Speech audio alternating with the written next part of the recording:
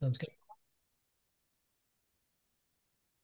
Okay, kia ora and good evening, everybody. Welcome into our session. We're going to have a bit of a chat with some carers this evening and hear another side of the bowel cancer story. So tonight I am really proud to have Amelia and Rob joining me. We may have someone else coming in a little bit later, which will also add to our story. So, what I'm going to do very first up is just ask for a really quick introduction, and then we're just going to have a few questions and some talking points to just kind of talk around. So, Amelia, if you can just give us a quick introduction of yourself and kind of where you're from, and who it is that has been in your life that has had bowel cancer. Right, so I'm Amelia. I live in Christchurch. I cared for my husband, Willie.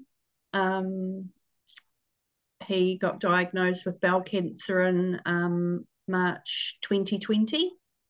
Um, yeah, so, and we had two young kids at the time. They were 2 and 4 when he got diagnosed. So that was just as we were going into the lockdown, really, it all started. It was an interesting time, 2020, wasn't it, Amelia, with being diagnosed and having to go through treatments and things like that. Yeah. Um, yeah, amazing. And Rob, if I could ask the same thing of you, please, a little bit of an introduction and kind of where you're from and Yeah. your part of the journey. Okay, thank you. Um, yes, so my name's Rob Kirkwood, and I am based in Taranaki. And my wife, Paula Marshall, um, she died of bowel cancer 5 years ago today, actually. So it's pretty coincidental that I'm speaking with you about this. We have three young children, so two teenagers, 16, 14, and 12-year-old. And I guess over the last 5 years, we've just been battling away, um, trying to, move ahead, get things going. So Mm. yeah, she had a very short illness. I guess we might get on that later on.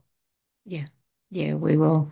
Oh, look, thanks very much, both of you, for just kind of the really brief introduction. Um, And just, I will kind of bounce backwards and forwards between the two of you, as you can probably guess. So, Amelia, you mentioned that Willie was diagnosed in 2020, kind of around all of that lockdown happening. So, what was his road to that diagnosis? If I can start there, perhaps. Sure. So mid-March, Willie and I had been collecting firewood, and there was an empty section, and it was just a free for all, and they were like big chunks of wood. So we did 6 trailer loads, and on the last load, Willie lifted a big piece on his own, and he just sort of thought he put his back out. Um, and so over the next couple of weeks, he hobbled around a wee bit, Mhm. just sort of nursing that sore back. He did go to the doctors, um, who gave him anti-inflammatories, sent him home, gave him a week off work, and yeah, he just tried to feel better. So that was around 2 weeks later, he had spent 2 days in bed, and it was the day before we went into lockdown when everyone was preparing. We'd been told we're going into lockdown. Willie Mm. spent the whole day in bed, and the bed was dripping. He was sweating so much. He was in so much pain. Mm. So I called an ambulance that afternoon, because he couldn't move. I couldn't get him up. Um, and the ambulance came really quickly. I got my parents round to look after the kids, and Mm. I thought I better go with them because I was worried that the hospital was going to get locked down and I'd get locked out. So luckily, I did go with him, um, and yeah, it was quite scary. Like they gave him all these drugs, nothing was sort of helping with the pain. It was just he was just in so much pain, Mm. and they thought maybe he had a spinal infection. Um, so that's sort of where it started. It took it took a couple of weeks, or a week, and then over that next following week to really find out exactly what was going on. Mm. But of course, with the lockdown, it was so hard because I really wanted to be there, wanted to be home with the kids. So it was a really tricky time to Mm. sort of be going through that. The only blessing was that because the sort of the hospital was in semi lockdown, it meant that anything he needed was available. So that was sort of a blessing to us that everything was available that he needed. We could see who we needed to, and sort of get the answers quite quickly, which Mm. was it was really helpful for us. Yeah, yeah, I can imagine there were some good things that happened with lockdown. You know, and that was probably one of them within the kind of the hospital system was the fact that because there wasn't not everybody was in the hospital all at once. You did have that slightly better access to, staff and equipment and all the things that you actually needed at the time.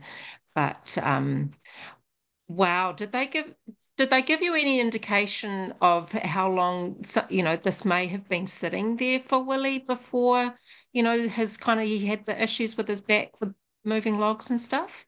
So Willie was 35, Mm. and after so he they couldn't manage his pain, so they did scans. Then they found the bowel cancer a couple of days later.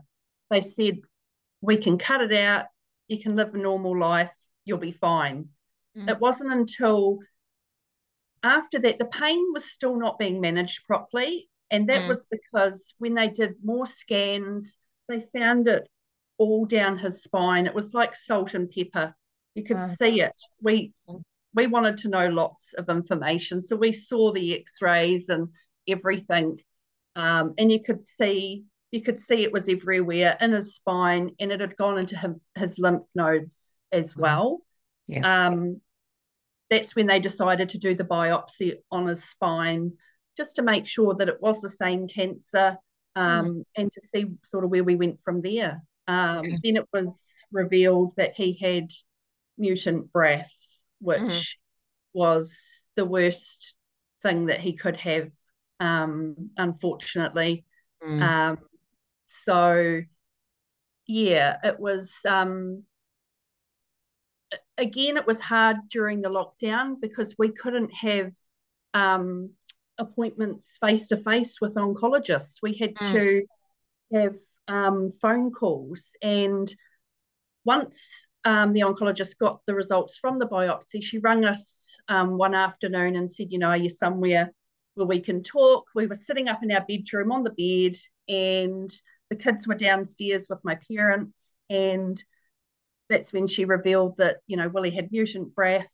The cancer, they think, has probably been in there for up to 10 years Yeah. undetected, Yeah. and that no treatment was going to save his life. Mm. And pretty much you've got 12 months to live. You won't live any longer. There's Mm. nothing we can do. We can try um, chemotherapy, but nothing will save your life. So it was, yeah, it was a really hard thing to hear. Mm. We were in a space, like we had two young kids. We were just so happy. We'd Mm. created this happy little life, and it was all just going to be over. It Mm. was, we just sobbed. Yeah. Um, yeah, on the bed. It was just the hardest thing to ever hear. Mm. Um, but Willie was so positive that he just accepted what was going to happen. Mm. And it was, his positivity has been a huge, force for me to keep going. Yeah. Um, but you're hearing Yeah. those words that, he won't be here in a year's time was really hard. Yeah. Um, Wow. yeah. Wow. Wow. Well, I'm glad you're here. But anyway, I'll come back to you in a moment, Amelia. Rob, I'm gonna ask you sort of the same kind of thing with your wife. What was her what was her road? What was how did she find out so that, you as a family then found out afterwards? Well, I don't think it's a standard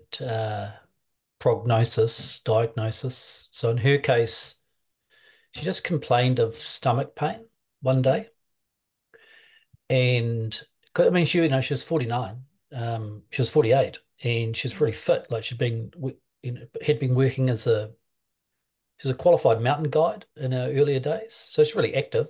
Both of us were, spent times in the mountains and keen runner and a keen swimmer and farming daughter, etc.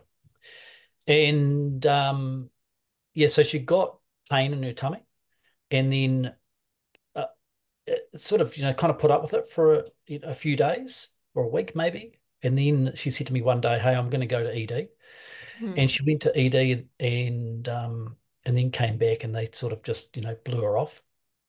And then about 2 or 3 days later, we went back to ED. And I guess to cut a long story short, we went to ED 5 times, and each one of those times, I mean, the first time was you know uh, um, kind of discharged on first one was constipation. mm, Second one was oh gee, I mean, I can't even remember now. The second one was something like allergies, food mm, allergies, IBS. There was no other symptoms. There was no blood. There was no diarrhea. There was no constipation. mm, Um, and then there was the third or fourth was discharged with, anxiety around this. And I was like, man. And then a fourth or the fifth time, I said, look, hey, we're not leaving here until we get a CT scan. Something's not right. mm, And so reluctantly, I just kept banging the drum, and because we were just fed up. And so an hour later, she had a CT scan, and then literally like 30 minutes after that, the results come back. We were told that she had bowel cancer, mm, and cancer in her liver. mm. And of course, that was one of her fears because her 39 year a number of years back, her 39-year-old cousin died of bowel cancer. Very Oh, young. And of course, that was part of the conversation, and that was blown off immediately. No, that's not, that's not the case. You're too young. It's this, there's no connection, genetic connection here. All of the standard, fob you off mhm, techniques. mhm, And yeah, so literally within an hour after that diagnosis, that the results come back for that CAT scan, she was in surgery. And in surgery for 6 hours, and then got you know 25 odd lymph nodes removed, got a large amount of intestine removed, mm, abdominal wall removed. And the surgeon, who was a wonderful man, called me afterwards and said, look, it's going to be a long, tough year for you. mm, And he was right. Well, it wasn't a year. We never got a year, but he was right. He was on the point, on money. mm, So yeah, bloody tough, really hard. And I guess it was that initial shock of the news, mm, and you start sort of flapping from that point, thinking, "Hang on a minute, what is this? What is this going to look like?" mm, And never really sure what it was going to look like. All we mm, knew that was within 3 weeks we had went from living a healthy, functionally active life to this terrible diagnosis. mm. Wow. Yeah, so that Yeah, sounds like then she died 8 months later at wow. 49, That just was after her 49th birthday. gosh, that's quick. And it sounds like for both of you, Amelia, as well, that it was kind of not necessarily a typical kind of picture. It wasn't necessarily a typical presentation. Both are completely, symptoms and things that we need to be looking for and, can be indicators, but they're often with something else or, for for Willie, Amelia, you would have expected maybe something prior to, just before, kind of hurting his back and things like that. Um, Thank you for sharing that part. I know how hard that actually can be. I just want to switch around a little bit, um, to kind of come back to you guys. What sort of things, particularly maybe in the earlier stages, what kind of things were actually really helpful for you? And that can be from anything. Was it the way the medical professionals talked to you? Was it the way that, your loved one was cared for within the system? Was it people doing that? Just sort of what kind of things did you find the most helpful? And Rob, probably since you're kind of still front of my screen, maybe can I start with you with this one? In those early months, maybe, what was it that you found for yourself that was helpful? Well, I tell you, the first thing that I found extremely helpful was we had life insurance. So it gave us some options straight away without begging and borrowing from our friends and family. And I was adamant I wasn't going to start a Give a Little page, Mm, even though people told me to. And so, we had some funds that we could um, access really fast.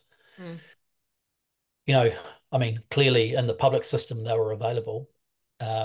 So that was one thing that was a bit of a relief because that opened up some options around private treatment. And mm, so we got onto that really fast as well. The oncologist that we had, that Paula had, was based in Palmerston North, mm, Richard Isaac, and incredible man. No bullshit, straight down the line. And if you were, and that's how Paula was. No fluffy stuff. Just hit it to me straight. Don't try and soften the edges. Just tell me exactly how it looks. So she was an amazing researcher. So she was always looking at other things globally. What could, mm, just kind of in these wider communities. And she would always go to him and say, "Hey, what about this?" And he said, "Unproven, unproven, unproven. We can try it, unproven. I can't guarantee." So having someone in that medical team that was really accessible and really open, mm, and I guess we had a really good relationship with him. Well, we respected him as a surgeon, as an oncologist, but he respected us as some a couple of articulate, um, well-researched individuals, and he mm, wasn't trying to fob us off. mm, But that was important. Um, but I guess, the people rallied around, our wider community, friends and family rallied around. And I guess the other thing too was just having the ability to contact people and talk. And although, Paula's situation was slightly different to others, it didn't take long to find people who were, as we said, are members of the shittiest club in the world. There were plenty of people around once you got the ear to the ground, and you mm, got lots of feedback from the wider community. Like there's an mm, amazing community in the United States, Colon Town, mm, and everyone's got a story. And things like those people told us about liquid biopsies and Foundation One. So again, we had funds to get a liquid biopsy sent to the US, and that meant we knew exactly what type of mutation Paula had, yeah, and therefore we could target the treatment. yeah, And in hindsight, probably didn't make any difference actually because their time was so short. But without that knowledge, we just didn't. You you would often get led down the wrong path and just mm, be the standard treatment process. mm, So yeah, having access to private treatment was a game changer. mm, Uh, Also, in our case, Paula got access to a clinical trial. And again, just through talking, researching, finding names, finding subject matter experts, one conversation led to another. mm, So all I say is research the hell out of it, mm, understand the mutation, go global, and if you can if you got the resources to have private health insurance, then that's a game changer too. Yeah. Yeah. Yeah. Yeah. Were you still working, Rob, throughout, or Yeah, yeah. yeah? Actually, it's a really good point. Really good point because I was, and then I was ducking in and out, and I was fortunate that I had quite a senior role in a local company, oil and gas engineering company, Mm, and so locally owned, and I, no issue going away for treatment, and mm, yeah, because of course private treatment we had to drive to Palmerston, 3 hours to Palmerston North for a 1 hour 1 hour bag of private treatment and then drive 3 hours back. And it's just crazy, just so crazy. Anyway, I said to my employer, look, I'm just going to have to, I can't keep doing this. I'm going to have to leave. I'm letting you down. And he said to mm, me, you're not leaving. Just take some time off. And so, very lucky. I stayed, he continued to pay me on full salary. And I was away mm, for 10 months. Um, and and I'm still with them for another 2 weeks after 11 years, and and I'll be leaving soon. But mm, I can't. Very, very lucky, very fortunate to have mm, an employer like that. You know, uh, that's I know it's not like that for everybody. mm, So again, that was a massive opportunity for us. Provide mm. so we just had regular income and Yeah. insurance, and we didn't have to spend our time, begging people for money to do Mm, this. yeah. It's just that's one thing that really gets me going is Yeah. just having all this available treatment, um, that is what this great treatment that's only available for a certain few. Yeah. Yeah. And, you know, we're very much aware at the moment that, things are changing in that space. Um, and unfortunately not in time for your wife, but we are looking forward to some changes in that particular area And as I we and I speak. also just say, I mean, the reason we had health insurance because that was a subsidised scheme with Yeah. Southern Cross through my employer, and I know not all employers do that. So we Mm. were getting it cheap, and that was the difference. If we hadn't have got that, I don't think we would have. So I guess that's a risk Yes, you take, right? Having insurance. We it insure is. you insure your car and your motorbike and your boat and your house, but most people don't insure the most valuable thing in their lives is themselves and their children and their partners. Yeah. Yeah. Yeah. Yeah. And unfortunately, I have to put my hand up for that. I've got everything else insured except myself. So, Rob, yes, taken on board. Amelia, I'll switch out to you now just for the same sort of thing. What sort of things did you find as Willie was going through? What was helpful for you as your role as the carer for Willie and kind of walking alongside of him? So again, the lockdown really benefited us. My parents, they actually moved into our home and lived with us for 4 months.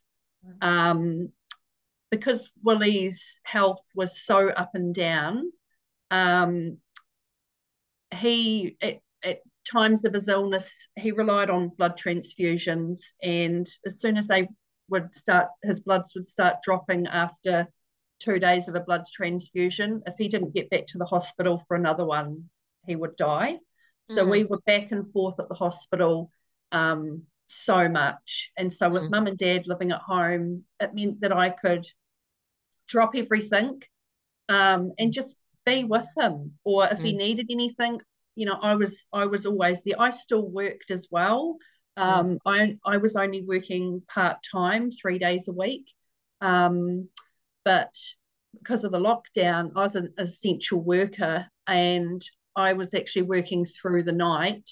I'd start at any time between 1 and 3 in the morning, work till 9 o'clock, and then I'd go home, have a wee sleep, and then go and see what Willie needed, or mm, So the mm, lockdown helped us. It also helped us with dealing with what was going on. It meant because people couldn't come around and bombard us with, like we wanted to see people, but it just meant it gave us the time to get our heads around everything.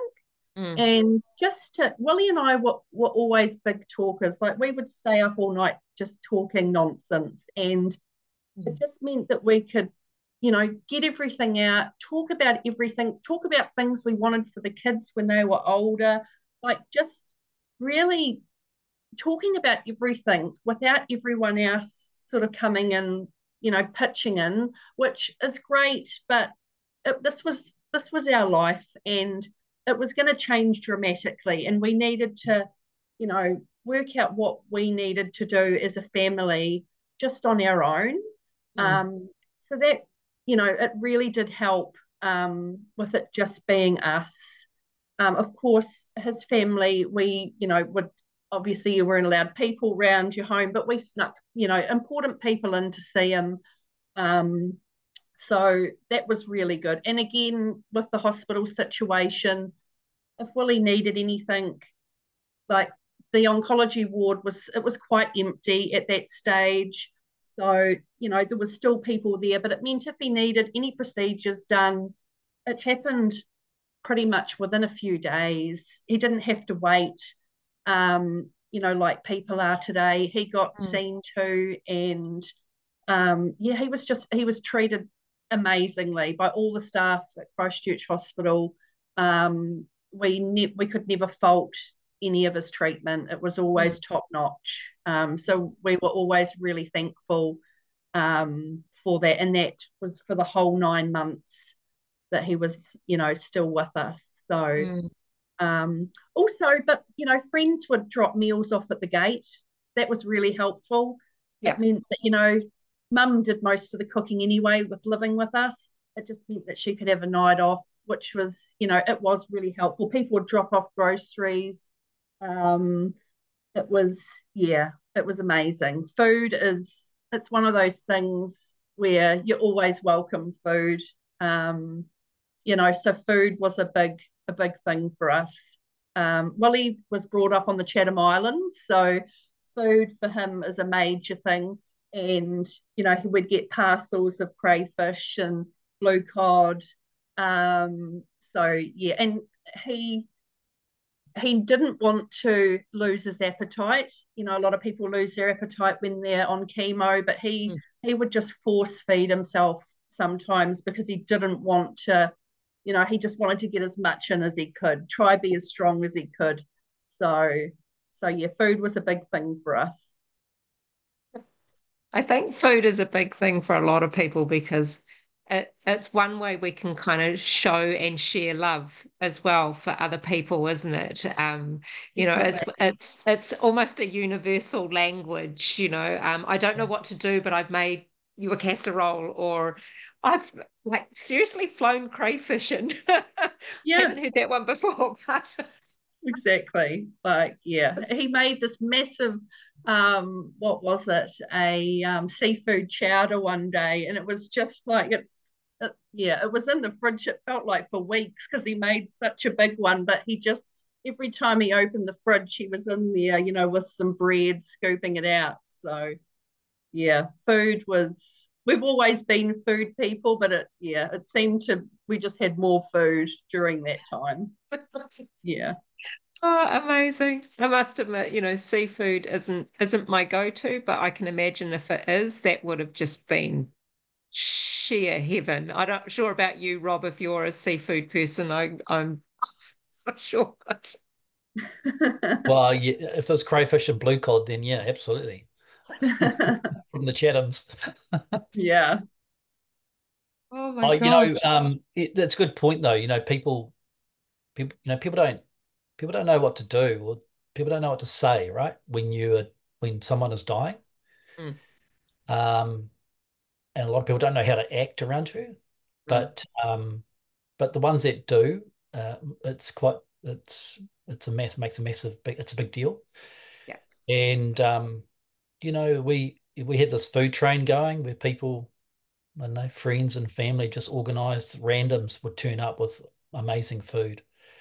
I haven't eaten a lasagna in 5 years, but and lamingtons. But people say, "What can you do?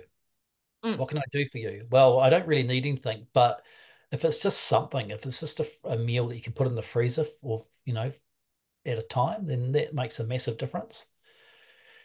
yeah, Um, yeah, and yeah. the other thing is the one thing that people can do for you is talk about death, and not pussyfoot around it, and actually use the words dying and death because that was really important to us because there's no I don't know, people struggle to talk about that.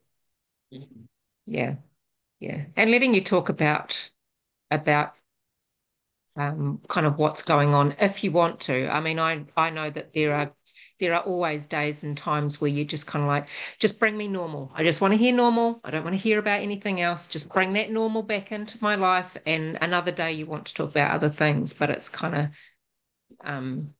being Yeah. able to do that.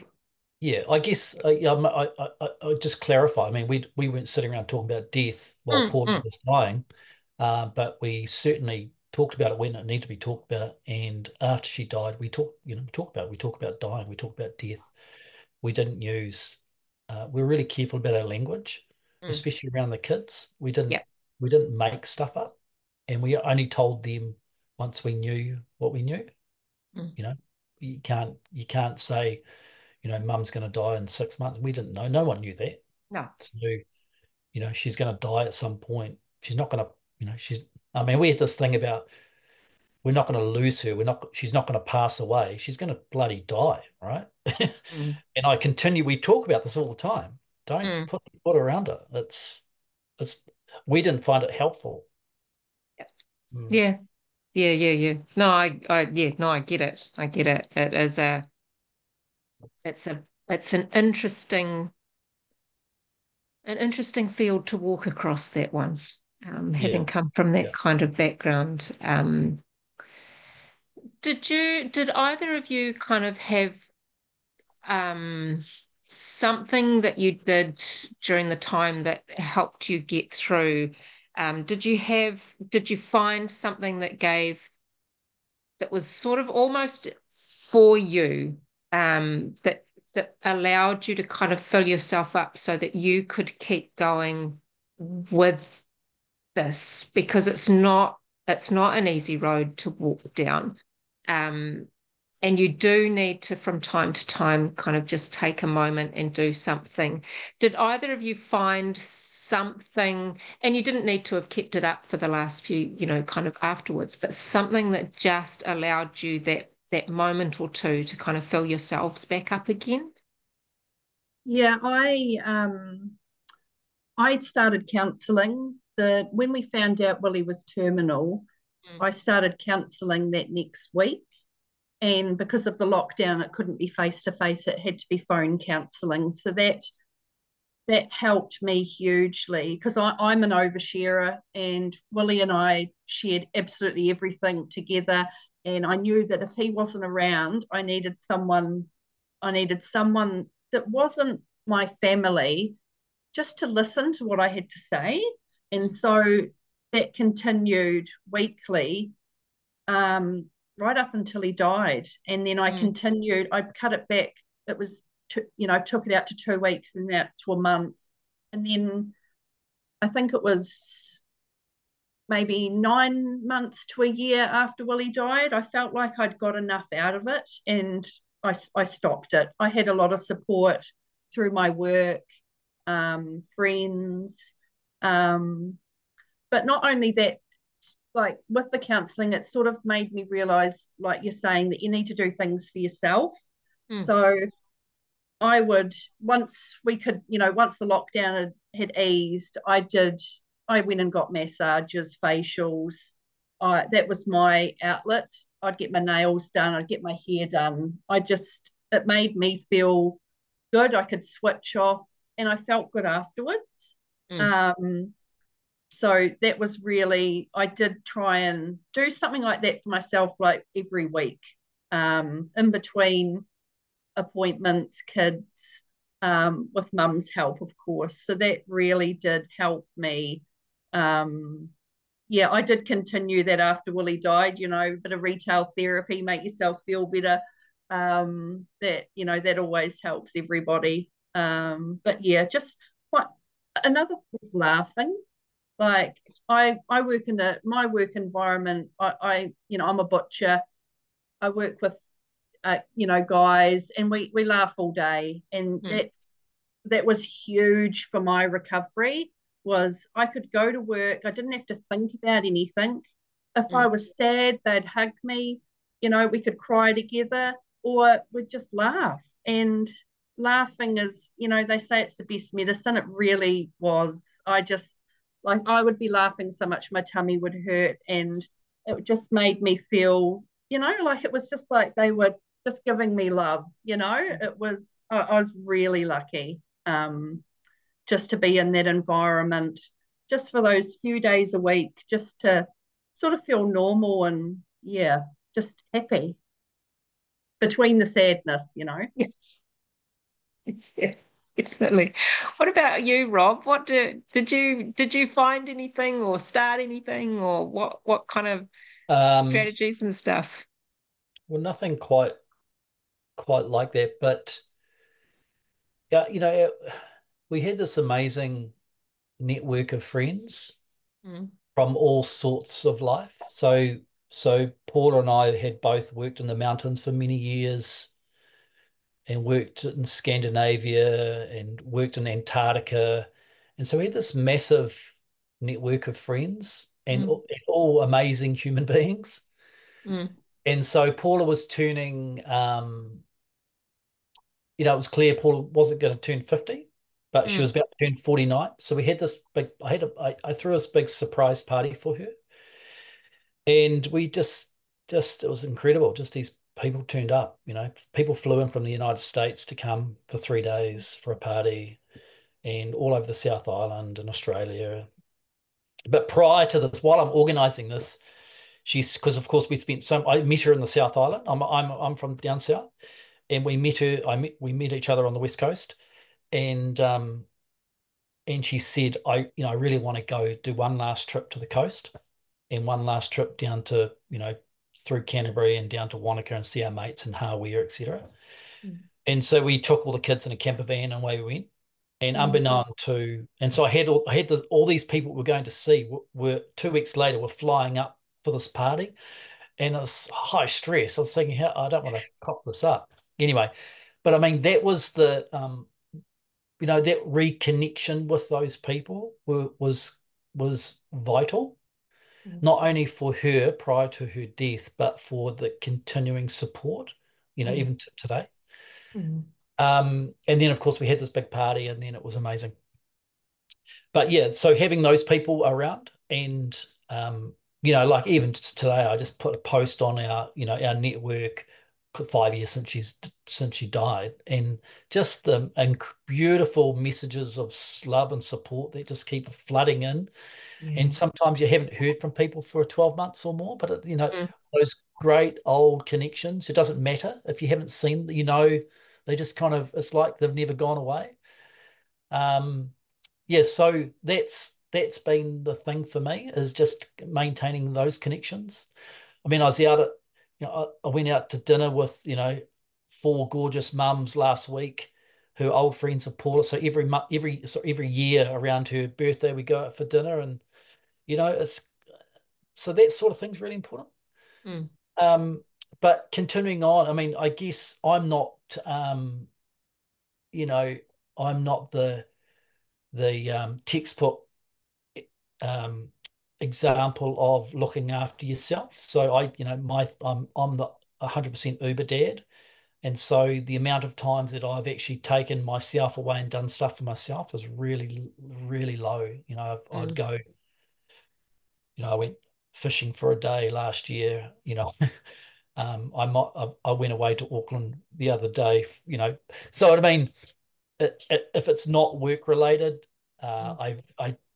I really I really struggle to commit to that time, and Mm. it's this ongoing battle I have about leaving the kids, although they're fine, and selfishly taking time for myself. But I'm a much better human being once I do that. It's just committing to that. and I'm not very good at that. Mm.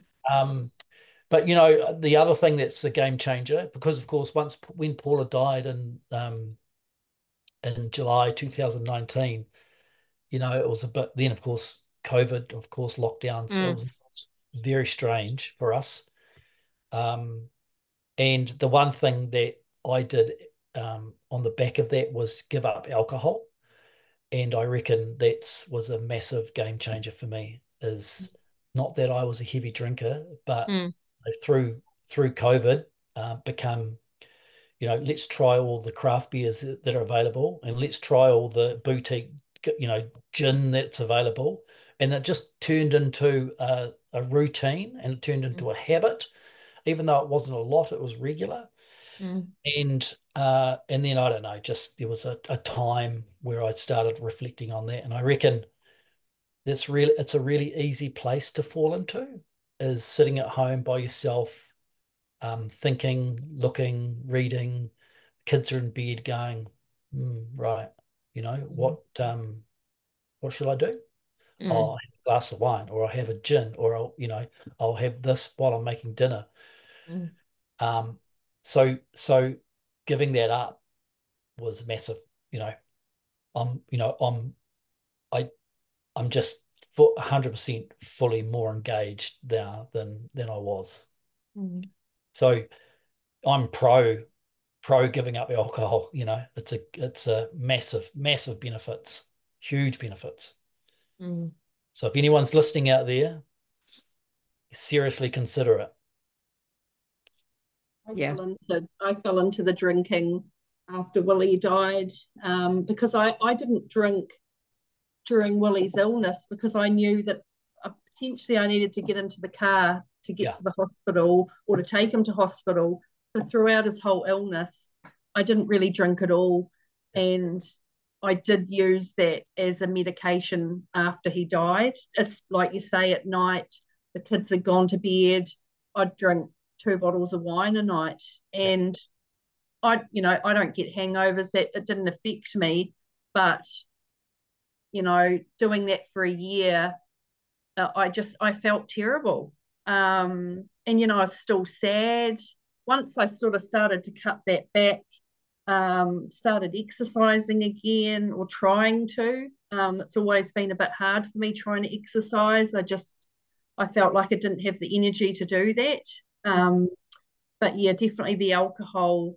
And I still have a drink. I love socializing, so I'll definitely have a drink, but just not what I was doing that year after Willie died. It was 3 o'clock in the afternoon. I just was hanging out for it. Mm. Yeah, but it was a way for me to survive that first year. So I just had to do what I needed to do to get through the days, and the nights, because Mm. I couldn't sleep. Yeah, it was mm, really hard. Mm. um but yeah, but it takes time, and you know what you've got to do yourself. You can't have people telling you, yeah, don't do that, do this, because that doesn't work. You've got to work it out for yourself, and you know only you can make yourself feel better. So, and it takes you to do that. So it took me a wee while, but I got there in the end. So Mm. yeah. I, I think I remember just a few weeks before Paula died, and she said to me, "Hey, just one thing I want you to think about is when I'm dead is how much you drink." She said, "Because I watched your parents and she's talking to my parents. She said they used to drink far too much, and they were no different to you know a lot of parents that friends parents but they probably they drank a lower quality beer than some, but you know what I mean." Mm. And so there was a concern for her, and I've never forgotten that. Mm. And although I didn't listen to it initially, it took a lot. As you say, it no one could tell you when to do that or what to do. even though I bang on to people about giving up alcohol, no one's going to listen to me. It needs to be driven from within. Mm. Um, and when I did, it was a game changer. Mm. Never looked back. Yeah. Mm. Yeah. I mean, there is a time and a place sometimes, and you know, both of you had children at the time, and night times are they are difficult to get through. You know, when But someone's they're not well, long. and or if you don't, yeah, they're long, and if you don't know if you have to get up in the middle of the night or whatever that that kind of looks like through the journey, and then afterwards, the night times are, you know, they're not always the most easy things to do. No. I'm just gonna.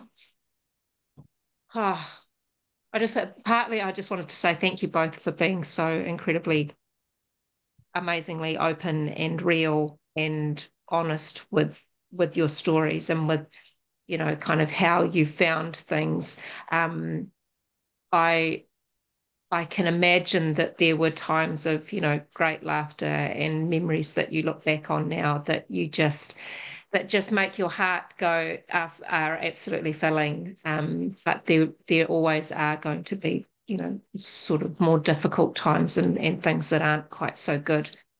If you had, and I'm going to put you both on the spot, sort of, kind of, if you had one thing that you would like to say to someone who's looking after someone who's just been diagnosed that you sort of wish you'd heard, what or you did hear that was really helpful, what would that be? What would be one thing that you would like other people, other carers to kind of know, um, that would help them?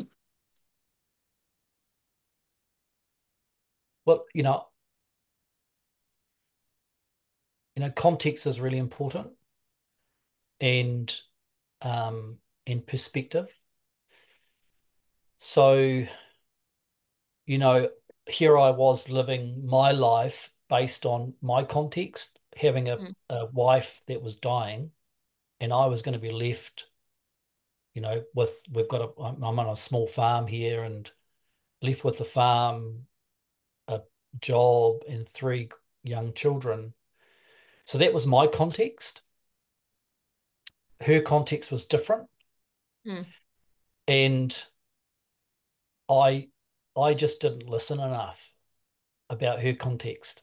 mm, And so I was on my doing my thing based on how I saw life in the future, and she was doing her thing about how she saw life in the next few months.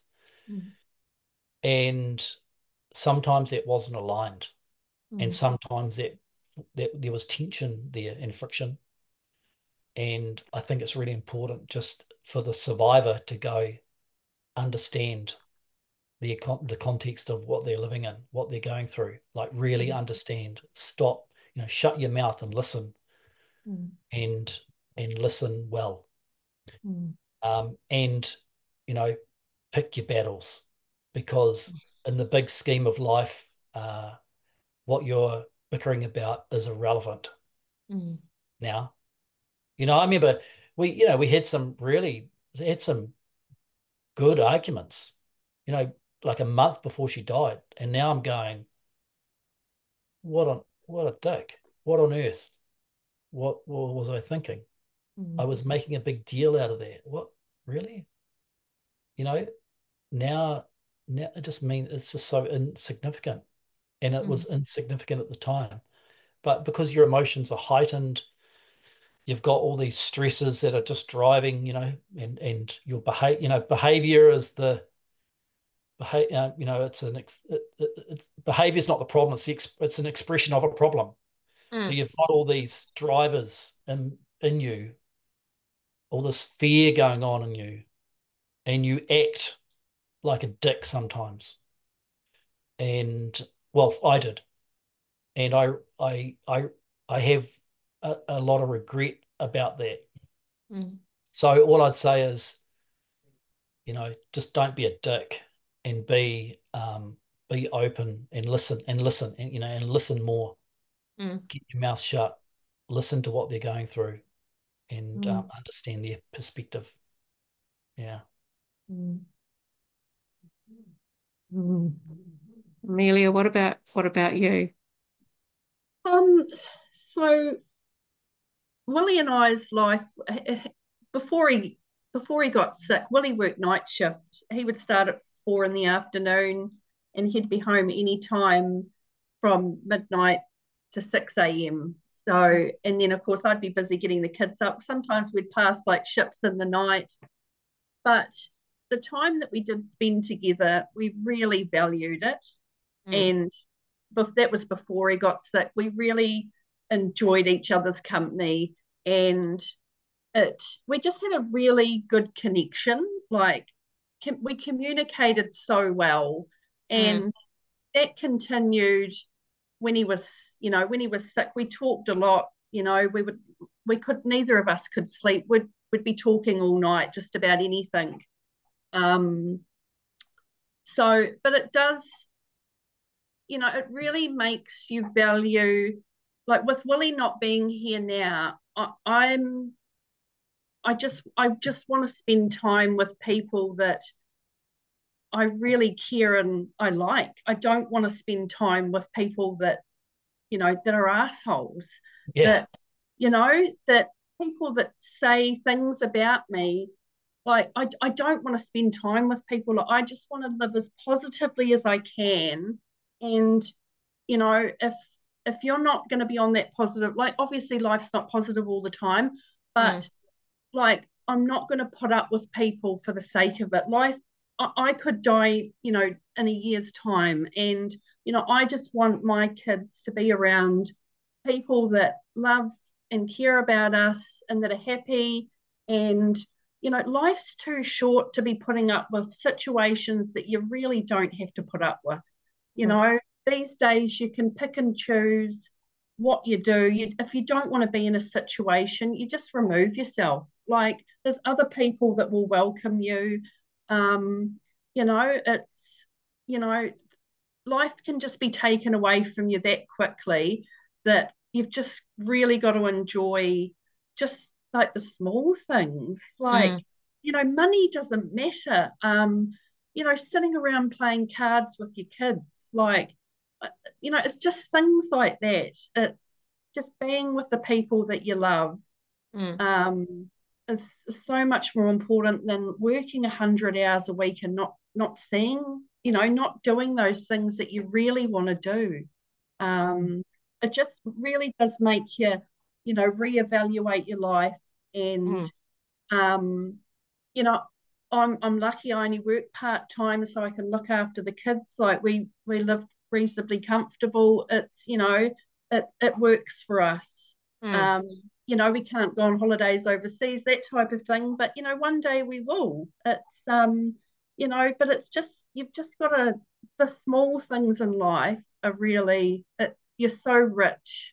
I always count myself lucky that Willie and I had the kids so quickly into our relationship, because Mm.